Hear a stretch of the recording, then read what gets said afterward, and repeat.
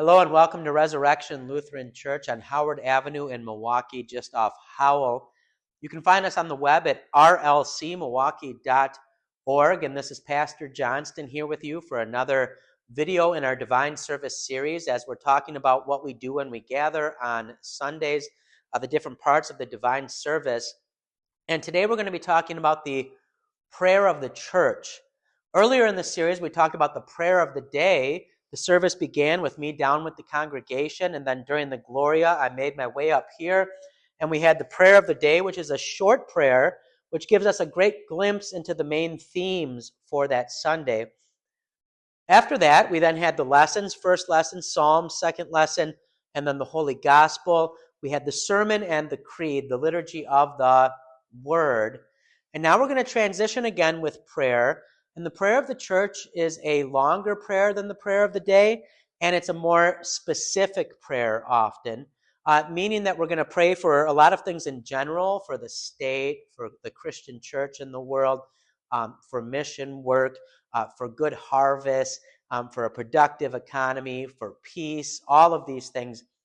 But often we'll include special intentions here too.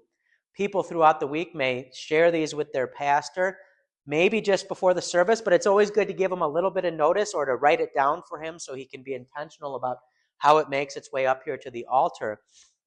But we may pray for those who are experiencing sickness or have loved ones experiencing sickness, or for families who have lost a loved one who's gone home to be with Jesus. We may pray for them. Also, prayers of joy. A child has been born or a couple is married. And then prayers for the community, depending on what is going on, that the Lord would bless the community. If the community is facing challenges, we'll often include that there as well. And this prayer of the church begins a transition now from the liturgy of the word to the liturgy of the sacrament. At the conclusion, we'll have the offering, the offertory, and we'll talk about that in our next video. But it's a good reminder to us that Paul calls us, and the scriptures as a whole call us, not just to pray for ourselves individually, but to pray for our brothers and sisters in Christ, to pray for our communities, our countries, and the whole world. And we strive to do that in the prayer of the church. Sometimes the pastor prays that whole prayer himself. Sometimes the prayer is spoken responsively with the congregation. But we remember that our prayers, Luther says, uphold the world, that God calls his Christians to pray for the good of the world as our good God seeks to care for us and to enable us to care for each other.